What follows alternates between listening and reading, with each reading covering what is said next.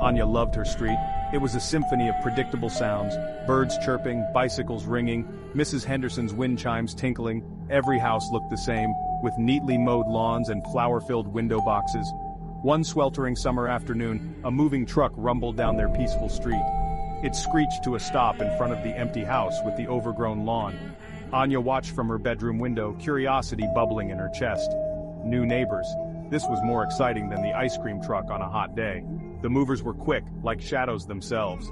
They unloaded furniture draped in dark sheets, boxes stacked high, each marked with strange symbols. Anya squinted. They looked like the hieroglyphics she had seen in her history book, mysterious and ancient. As the sun began to set, casting long, eerie shadows, two figures emerged from the house. Anya shivered. Something about them felt off, like a discordant note in her perfect suburban symphony.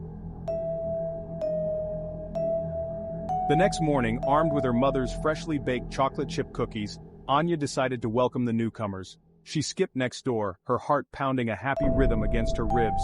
But as she raised her hand to knock, she heard a strange sound coming from inside, a low, guttural growl like a wild animal disturbed. Anya hesitated. Maybe they had a dog? But the sound wasn't quite right. It sent shivers down her spine. She decided to leave the cookies on the doorstep and come back later. As she turned to leave, she caught a glimpse of something through the window. It was a flash of silver, reflecting the sunlight like a knife or a claw. Anya raced back home, her heart thudding in her chest. Her new neighbors weren't just different, they were dangerous. The days that followed were filled with strange occurrences. Lights flickered on and off in the house next door at odd hours.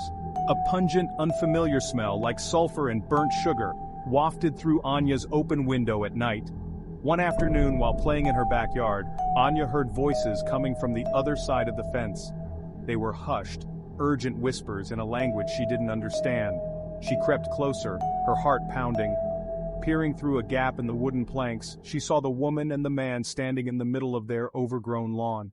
They were chanting, their arms raised above their heads, their faces illuminated by a flickering candlelight.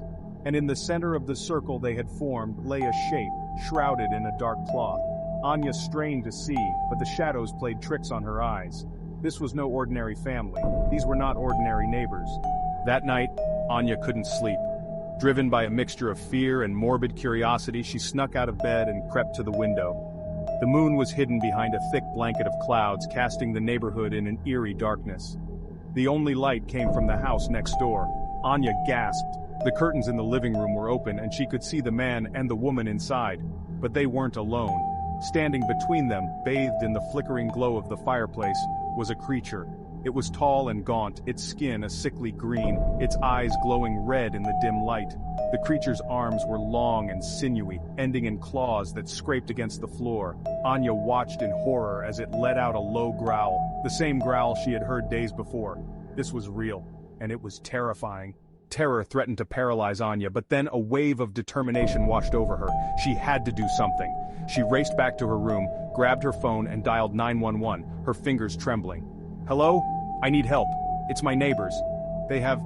Anya struggled to find the right words. "Calm down, honey," the operator said soothingly. "Just tell me what's happening." Anya rattled off her address and, taking a deep breath, forced herself to recount everything she had seen and heard. The growls, the symbols, the chanting, the creature. Within minutes, flashing red and blue lights illuminated the quiet suburban street. Police cars screeched to a halt in front of Anya's house and the one next door. Anya watched from her window, her heart pounding as officers, their faces grim, approached the house with the overgrown lawn. She heard a commotion, shouts, the sound of breaking glass. Then, silence. A few minutes later, two officers emerged from the house, flanking the man and woman.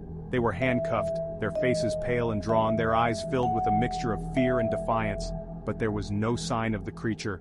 Anya held her breath as the officers loaded the couple into the back of a police car. As the car pulled away, one of the officers looked up at Anya's window and gave her a reassuring nod. Later that night, as Anya lay in bed trying to make sense of the terrifying events of the day, her parents came into her room. "The police told us what happened," her father said, his voice filled with pride. "You were very brave, Anya. They were doing something to that creature," Anya stammered, still shaken. "They were trying to control it." Her parents exchanged a worried look. "The police think they were part of some kind of cult," her mother said gently. They were using ancient rituals and dark magic. Anya shuddered. So it was true. Her quiet suburban street had been invaded by something sinister. But thanks to her bravery, the nightmare was over.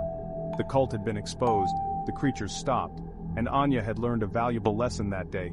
Even in the most ordinary of places, darkness can lurk. And sometimes, it's up to the most unlikely of heroes to shine a light.